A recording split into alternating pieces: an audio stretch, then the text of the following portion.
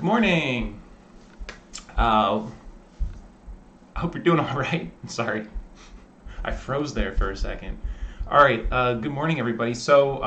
We are going to talk about interpreting graphs of position, velocity, and acceleration today. We are going to start talking about. We'll talk a little bit about calculus and the use of calculus when it comes to position, velocity, and acceleration. And if we have time, we're going to start talking about 2D kinematics, motion in two dimensions. Yeah, Holly notices my glasses. I should wear them more often. It's amazing how clear the world is. It's in HD. Maybe that's why I don't wear them more often, because everything is clear. And Maggie's saying scientists found sharks in an underwater volcano. And William says that wasn't on his 2020 bingo sheet. um, but before we start, let's take a look at Sakai quickly. And I just want to show you that I posted a week 2 motion lesson summary with links to areas of the textbook that you should be focusing on, links to slide decks, which all these slide decks are posted here in resources under slides and clicker questions.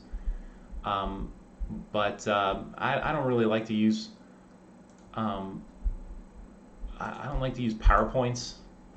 I used to do a lot of PowerPoints, and then I did less and less and less, and now I do virtually no PowerPoint presentations. I find that you just kind of sit there and read what's on the slide, which you could do.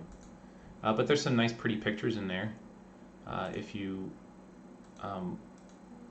check it out. And links to the WebAssign. So I haven't posted homework 2 yet, but I will before the end of the week. And on 2D kinematics. So there's a link to WebAssign there as well. But homework 1 is due at the end of this week. So please keep working on that. Okay, so there's a nice figure that's generated in the lab for this week, and let's take a look at that. That'll help motivate this discussion.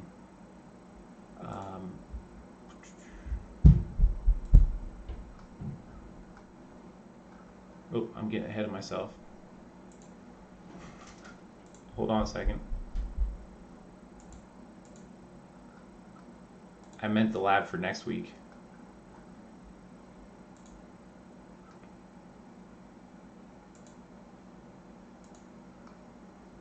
Okay. So you'll see this next week, not next week, in a couple weeks, this is week 4's lab actually, on Trinket.io, a VPython lab. But there's a simulation here which is helpful for our topic today, and I'm trying to get this so you can see it pretty well. Interesting. Zoom out a little bit. There we go. There, now I can click run. So this simulation is a ball that goes up and comes back down, and what you're seeing is the velocity vector in green and the acceleration vector in blue, and the velocity starts going up, then it gets small, and it changes direction and comes back down. All right, and the little red dots show where it was. But this simulation also generates these figures. You zoom out a little bit more. Here we go. Now I think we can see all three. Good. So this simulation also generates these 3 figures. And so there's a figure showing position as a function of time, velocity as a function of time, and acceleration as a function of time. So the ball goes up, reaches a maximum point, and then comes back down. Starts at 0, goes up to about, well, 100 and 30 meters at 5 seconds and then comes back down. Okay, so look at these graphs and what is the connection? So, all right, so a graph, when you're graphing mathematical quantities or graphing numerical quantities, the graph has features, and those features are its shape. At any given point, the graph has a value, and there's something on the horizontal axis, something on the vertical axis. Right, so you're plotting two physical quantities against each other. And so the question here is, what feature, what mathematical feature of the position versus time graph, the y position versus time graph, is related to the velocity versus time graph? So we'll go back here. So put your answer in the comments here. I'm saying, what feature of this graph, position versus time, is reflected in this graph, velocity versus time? Good, Holly. Holly's got it. It's the slope. It's the slope. So slope is rise over run. It's change in y over change in x. So up here you have slope that is positive. The function's increasing, but it's getting smaller. And then at the very top, the slope is 0. The line is flat. A tangent line would be flat. And then as you go down, the slope is negative. So you see that here. You got positive slope, 0. You cross 0, and now you have negative slope. So velocity versus time is the slope of position versus time. And in the same way, acceleration versus time is the slope of velocity versus time. The slope of this line is a constant, and you can see that down here. Okay. So all right. So take a step forward, and then you guys know, or you will know after this semester in taking calculus, that the slope of a function, when you plot it, the slope of the function is mathematically the operation that we call the derivative. The derivative is something that exists at a point, or if you can calculate it at a point, is the slope of that line at that point. Okay. So in the language of calculus, velocity is the derivative of position with respect to time, and acceleration is the derivative of velocity with respect to time.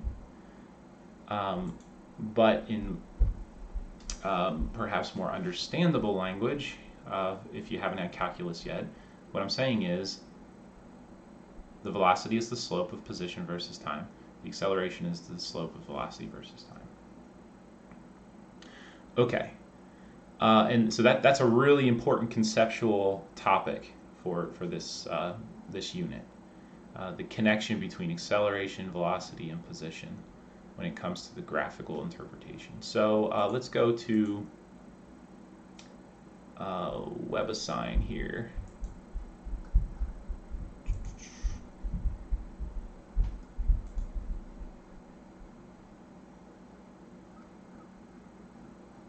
And let's look at a problem that has you interpret. Okay, so problem 8 has you interpret this sketch of velocity versus time. And it says, well, if this is a velocity versus time graph for some thing undergoing motion in one dimension, what does its acceleration versus time graph look like? Okay, so let's just do this qualitatively first. All right, so qualitatively, what I mean is when you look at a graph, so this this velocity versus time graph is jagged. So we can look at each line segment and just say, well, is the slope positive, negative, or 0? And that will help us eliminate some of the options. this is blurry for you guys. Maybe I'll blow it up.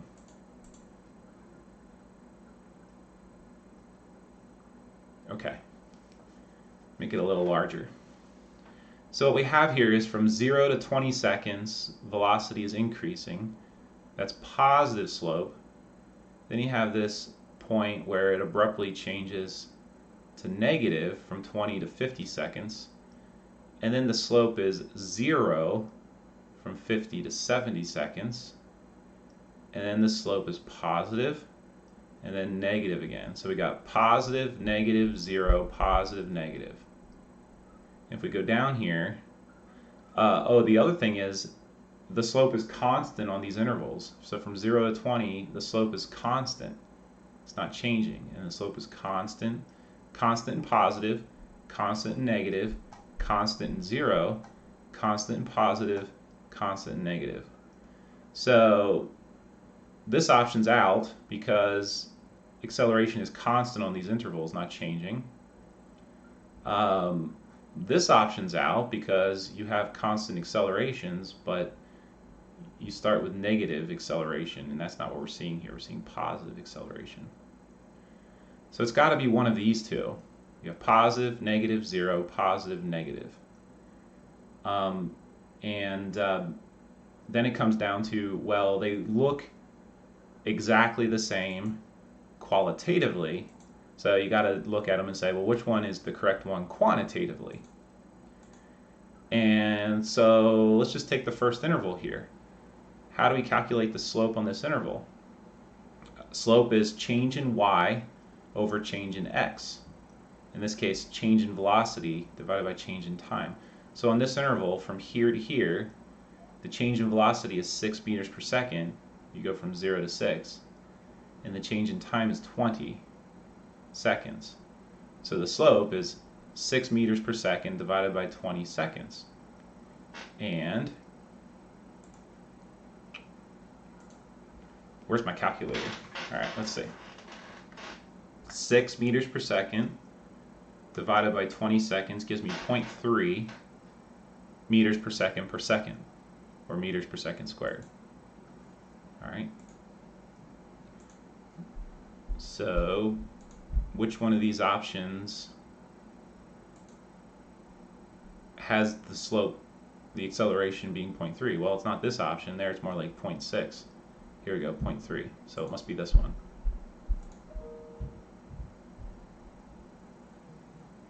And yay, okay. So let's go to the whiteboard. Now, Holly, I get to try out my new pen. All right. Moment of truth.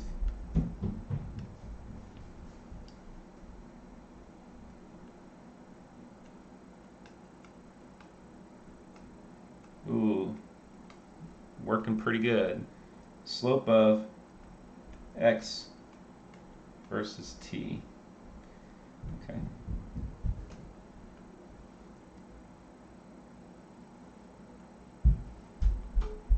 So if I had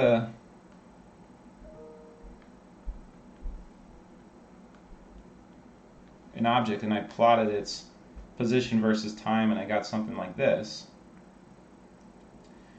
so we'll say this is 0 seconds and this is 10 seconds. It's 0 meters,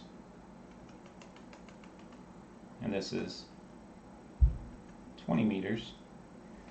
And the question was, well, what's the slope of this line? Slope is change in whatever's on the y-axis divided by the change in what's ever on the x-axis. So maybe that's not the best way to say it here because x is on the y-axis, but I'm saying, you know, the convention is vertical is y-axis, horizontal is x-axis. So in this case, that would be change in x over change in time. So apparently, this new stylus has a button and I press it by accident and it turns into an eraser. Okay. So what is that? Well, the change in x here is 20 meters in 10 seconds. So that's 2 meters per second. You see that that is a velocity. It would be the average velocity over that interval of time. So if you did the same thing with v versus t, what you would find is the slope is a change in velocity with respect to time. That's an average acceleration. All right. Ooh. Oh, I can't make it any smaller.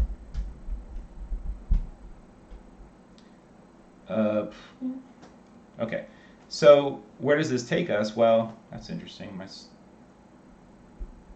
The slope thing moved. Wow, look at that. I can move things around. Didn't know that. Okay. So there's the connection here between slope and derivative is, what if you were to zoom in to an infinitesimally small part of this plot and said, what is the slope at that point? And that is the definition of the derivative.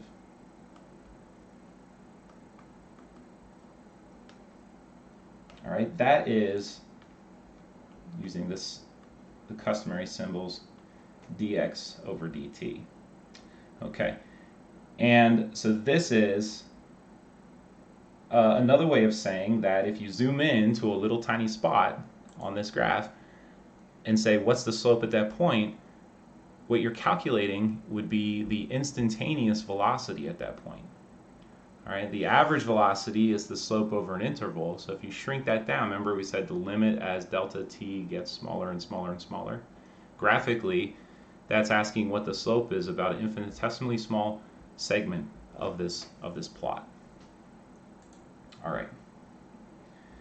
And if you looked at a velocity versus time graph, you'd see, in the limit where delta t gets really small, the slope goes to dv over dt, and that's the instantaneous acceleration.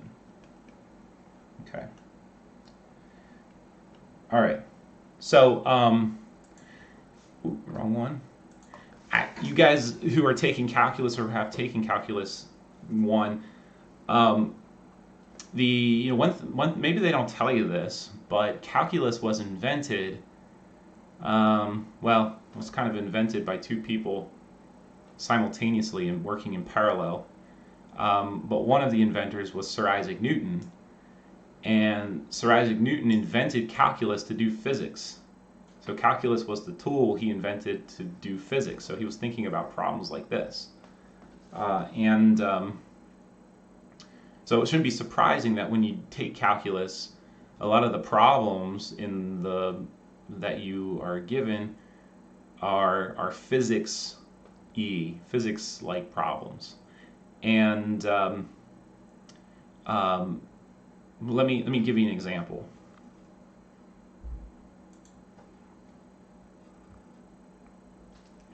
So there'll be a problem like there's a particle. It's always particles, because we encounter so many particles in everyday life.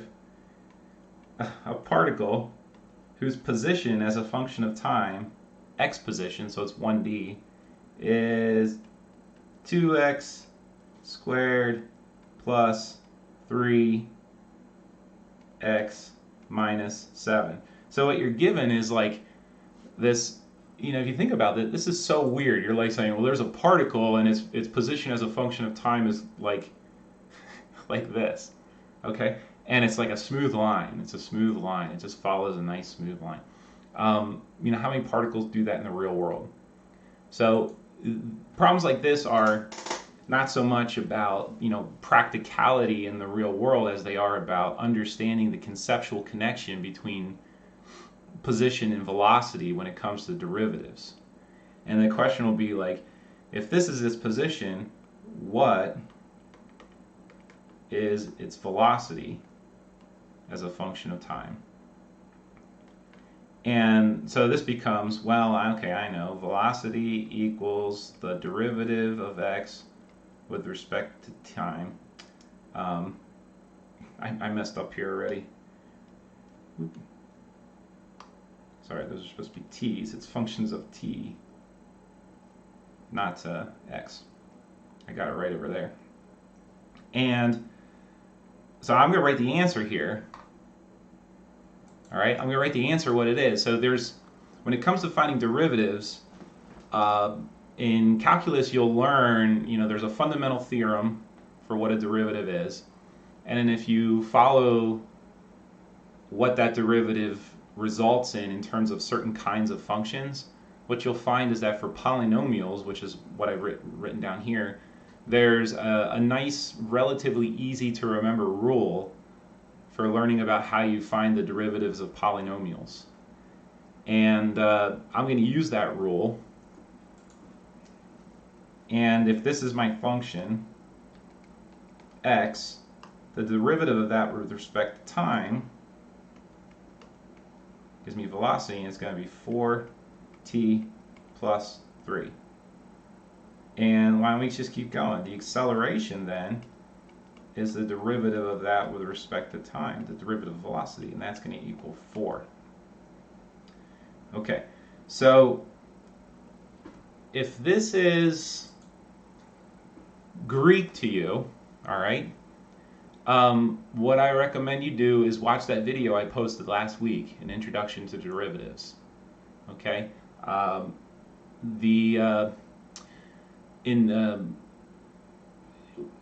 hopefully, if you watch that, I think you'll get it. There's a rule that I'm applying here for finding the derivatives of polynomials, and if you watch that video, I think it'll be enough. All right.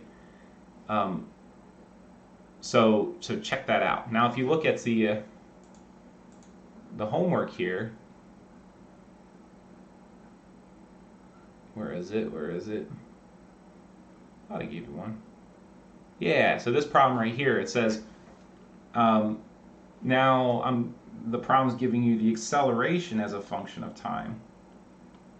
And wow, it's a nice polynomial.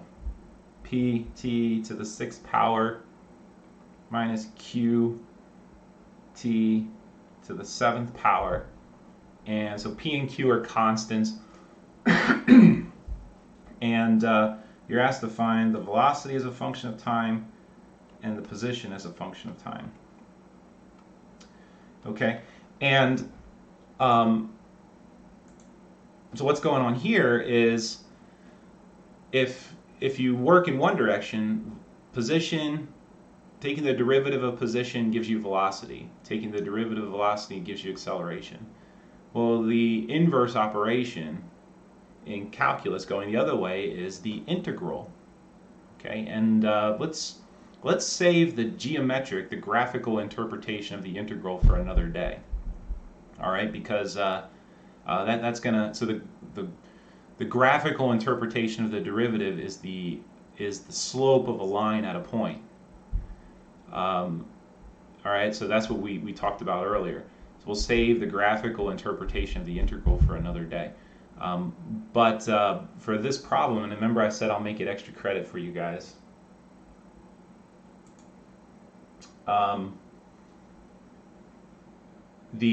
If you know what the acceleration is,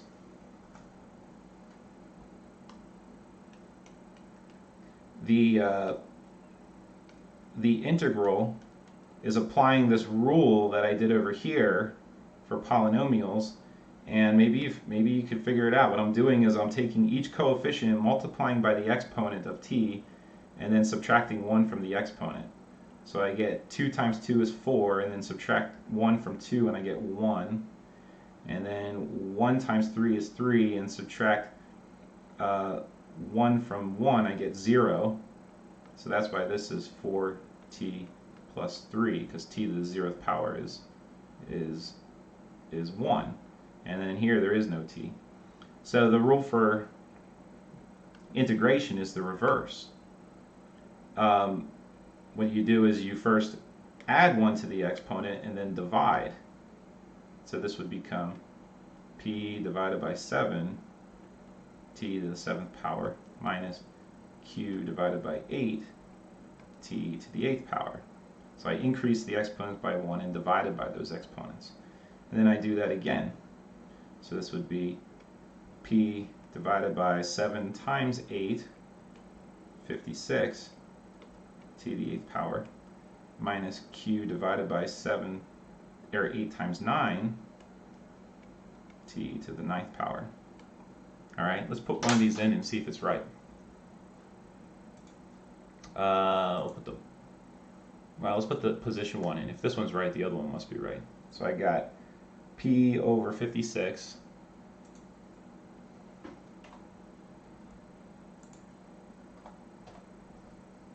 times t to the 8th power plus, minus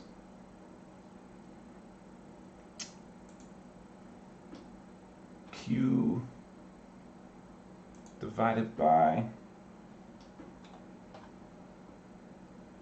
Holly, I'll get to your question in a second. Holly asked, well, what about the constant? So she knows something I'm glossing over here.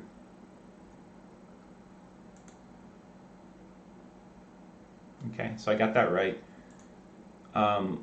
So Holly's asking, what about the constant c? So what happens is that there's actually, if I was being careful, I would have to add some extra terms on here, and the reason is because there's, if you think about the graphical interpretation of derivative as the slope. Well, if I have a line that looks like this and I shift it up or down, I don't change its slope. So the derivative doesn't change if you vertically shift a function. So for a given derivative, there's actually an infinite number of functions that yield that derivative. They're just all basically vertical translations of the same function. And so that's why when you do the inverse operation, you typically have to add a constant to the result to represent that fact that you could shift the function up and down and still get the same derivative. Because remember, derivative is the shape, right? Not its position in absolute terms, but its shape. But in this case, they tell you initial velocity and position are 0. So with that knowledge, if x at 0 is 0, then those extra constants go away. All right, let me say that another way. If v at time 0 is 0, that constant is 0. And if x at time 0 is 0, its constant is 0. All right. Right. So William says it's a definite integral. Yeah, that's how you can think about it too, in the sense that you have information that allows you to figure out what that constant is. All right. So I understand that if you haven't had calculus before, this is completely bewildering. All right. So let me say this as clearly as I can. The thing that I want you to know the most is that graphically, the interpretation of the slope of a position versus time graph is velocity, and the slope of a velocity versus time graph is acceleration. All right. Secondary to that, I want you to be able to do some calculus and to be able to perform some derivatives. And so watch that video that I posted last week. It's a more in-depth introduction to this topic. I'll tell you, share a story with you. When I was in high school, I took AP Physics in high school, and I was in a similar situation to some of you, where I was taking AP Physics at the same time I was taking AP Calculus, and the physics teacher taught us calculus at the same time we were learning why we needed to know it in physics class. And we learned derivatives in physics class before we learned derivatives in math class. Now, in the math class, we went into much more detail about the nature of derivatives in terms of the evolution of limit functions and things like that. So you get more in-depth knowledge. But it's a mathematical operation, just like multiplication or division, and it's just new. Okay. All right. So let's keep going. What was next? What was I going to do next? Some calculus. Okay. So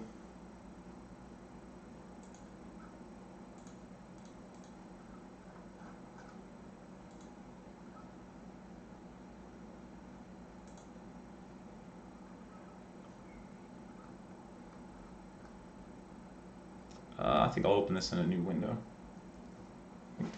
On keyboard.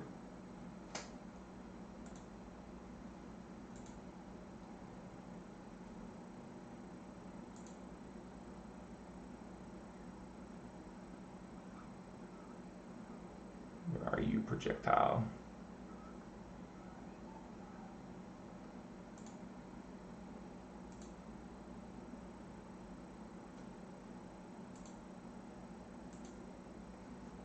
All right.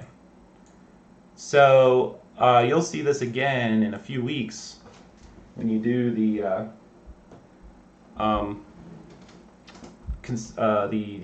lab in a few weeks, the computational lab. But I end that lab with a link to this simulation, which is a much more elaborate simulation than the one that you will actually be helping to code in that lab in a couple weeks. But this is a simulation of well, if I make the cannon go straight up and click the launch button, erase, boom. Well, went off the screen. There we go. What we have is a simulation of free fall when the cannon points straight up. So you have the cannonball go up. It does something funny at the top, and then it starts coming back down. All right. So let me ask you a question, and see if you can answer this in the comments. And the question is, at that point at the top of its path, what is its acceleration? So if you did the video vignette in the homework assignment, you're an expert on this, okay? What is the acceleration?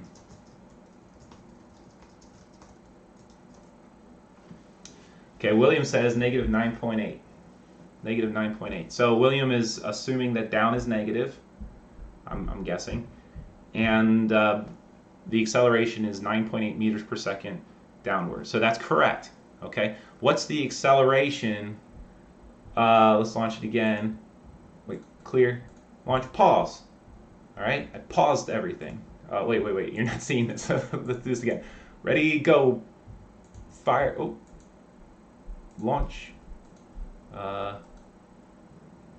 Okay.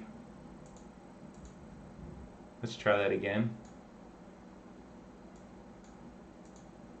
Pause. All right, so I paused it. I'm not at the top. All right, play. Fire. Pause. Okay. So soon after the cannonball leaves the cannon, it's the tiniest little cannonball in the world. What's the acceleration at that moment in time?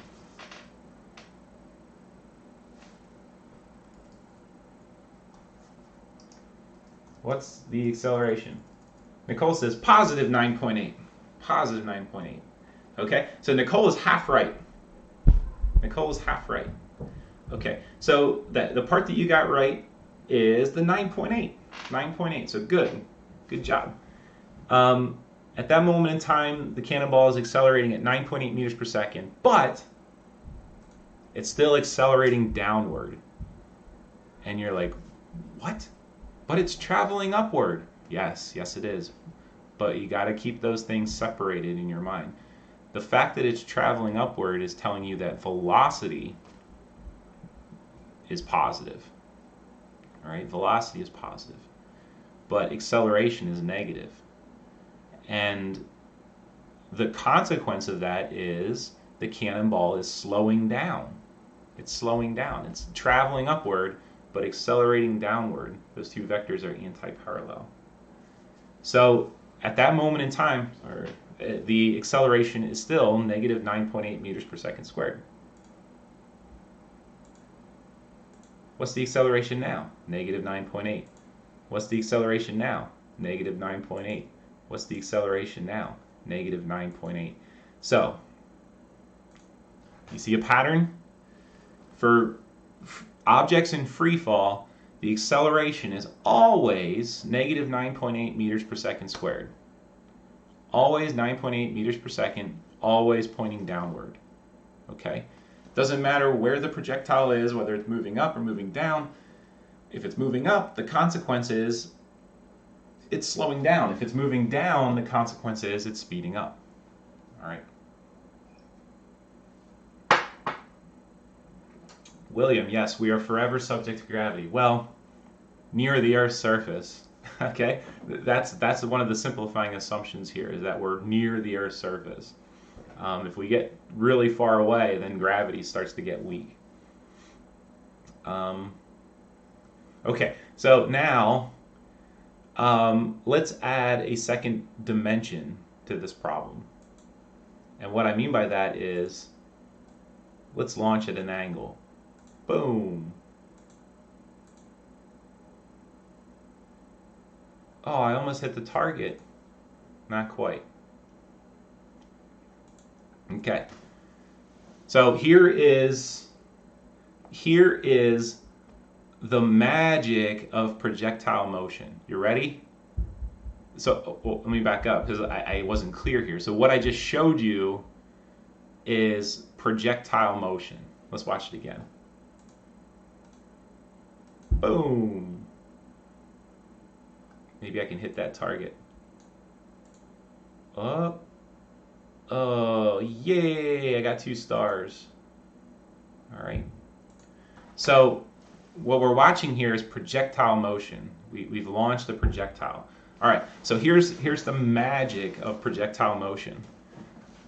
Projectile motion, so this magic is 2 parts. The first part is that you can take what's happening in 2 dimensions and break it into 1 dimensions. Okay, we can take what's happening in 2 dimensions and we can break it apart and say, well, okay, there's something happening in the vertical direction, and then there's something happening in the horizontal direction. Okay, so that means that what we learned about taking vector quantities, velocities, accelerations, displacements, and thinking about them in terms of their x and y components is very important in when we're doing projectile motion. Okay, so one of the things about projectile motion that's magical is you can break it apart and look at the vertical component, the y component, and the x component separately. Okay, so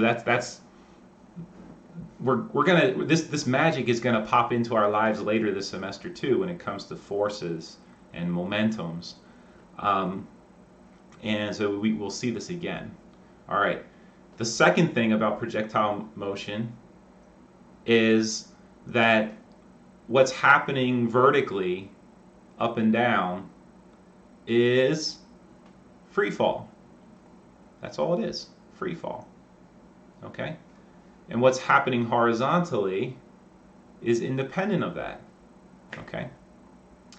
So, let's I got 10 minutes. That's good. I wonder if I can turn on. Let's go back.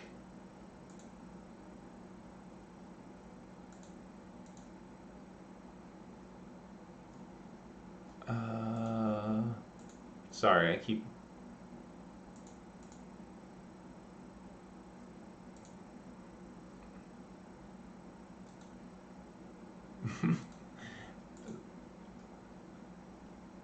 All right, I had the right one. All right, so I'm going to turn on the velocity vectors first. Okay, so you're seeing that this thing is speeding up, it's slowing down and then speeding up.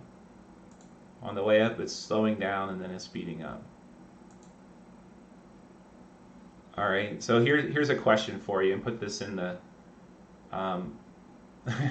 Holly says, let's see 3 stars. Okay.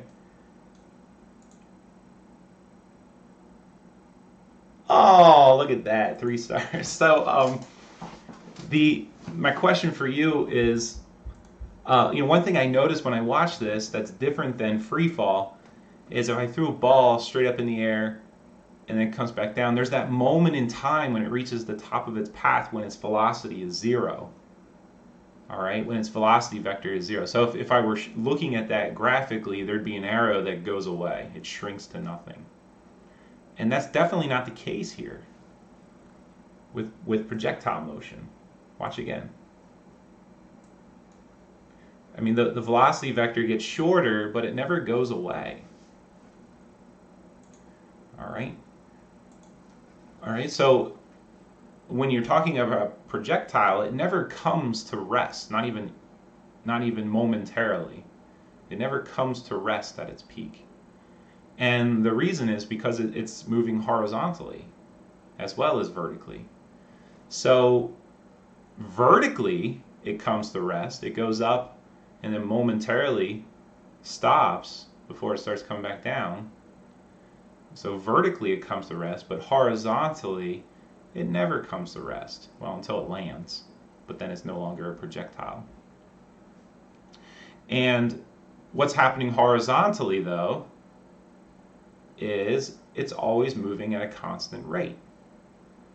So it's accelerating in the vertical direction. It's slowing down and then speeding up. But horizontally, it's not accelerating. It's just traveling at a constant rate. All right, I can show you. I'll turn on the velocity vector. So now the velocity vector is yellow in the simulation, and the velocity vector is green. All right, the yellow is acceleration. Fire. Oh, I have air resistance on. Let's try that again.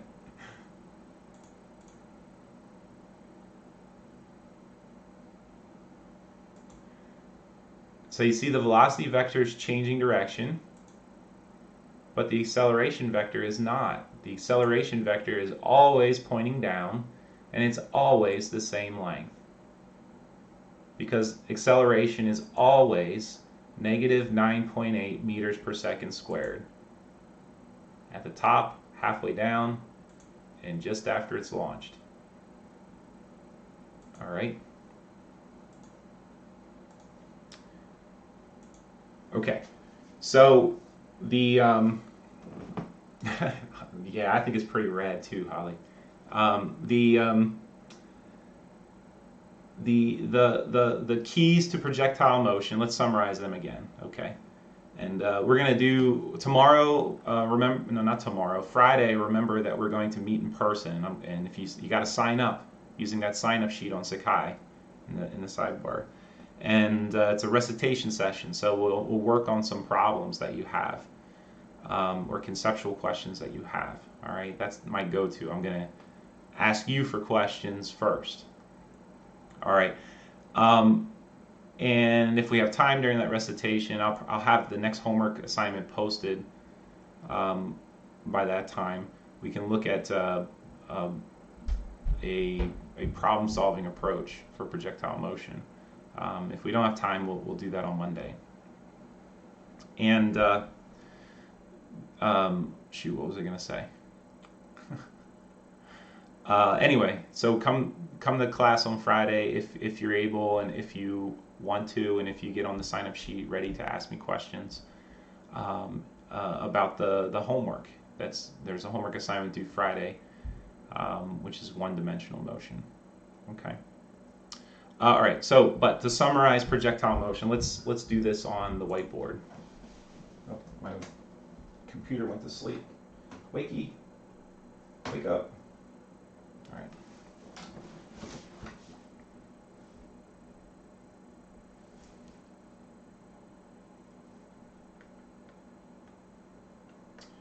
Projectile motion.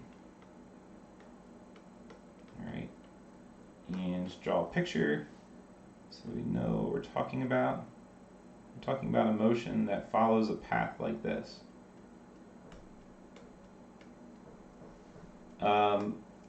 Mathematically, these are parabolas. That's such a horrible, that's really not that pretty.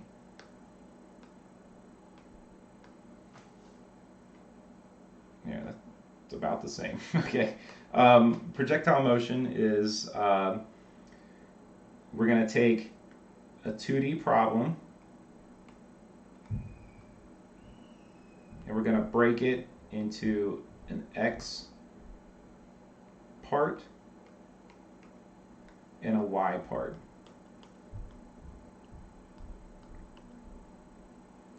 And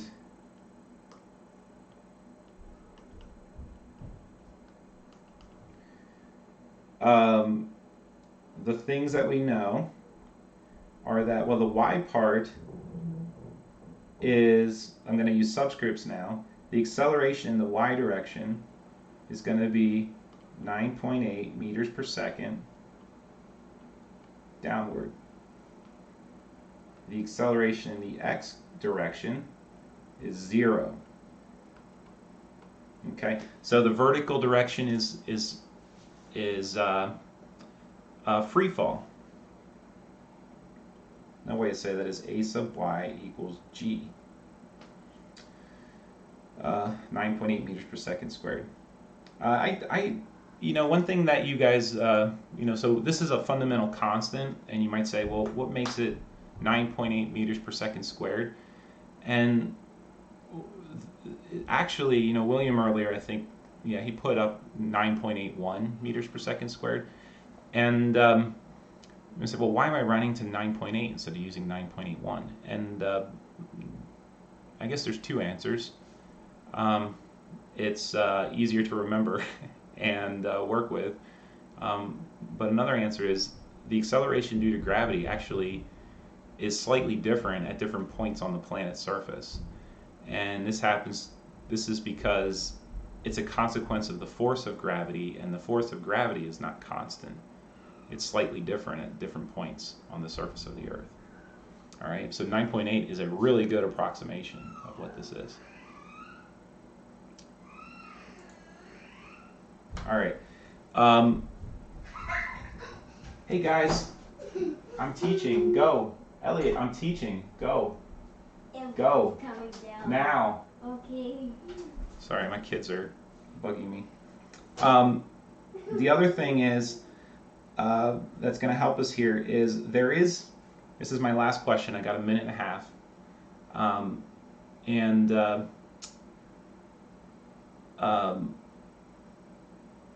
The question I have is, there is a physical quantity that connects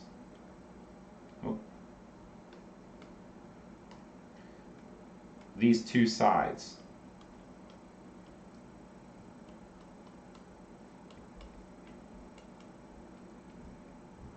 So what connects X and Y, vertical and horizontal?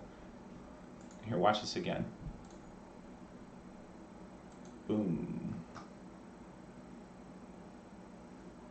What physical quantity is the same for the vertical component of the motion and the horizontal component of the motion? And so there's really not that many physical quantities in our vocabulary right now. There's position, velocity, acceleration, and time.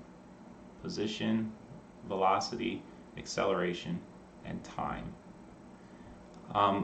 So which one of those connects what's happening horizontally with the vertical? Maggie's got it. Good, Maggie. Time. So we just said the accelerations are different. The acceleration horizontally is 0. It's moving at a constant velocity horizontally.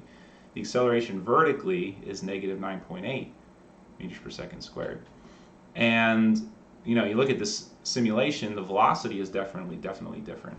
But the thing that connects the two is time.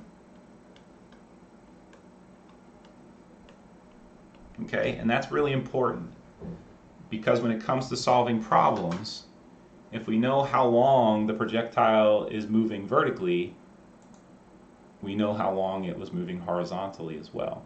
So time is the glue that holds. Let me say this. This is like here. This is. I'll say it as philosophically as I can. Ready? Time is the glue that binds the dimensions of space together. Time binds X and Y together. All right, I will see some of you on Friday. We're not doing a live stream on Friday. All right, it's in person in Bird Science 110. All right, so work on your homework, and if you guys have questions or want to meet in the office hours, send me an email and we'll set up a time. All right, have a nice day.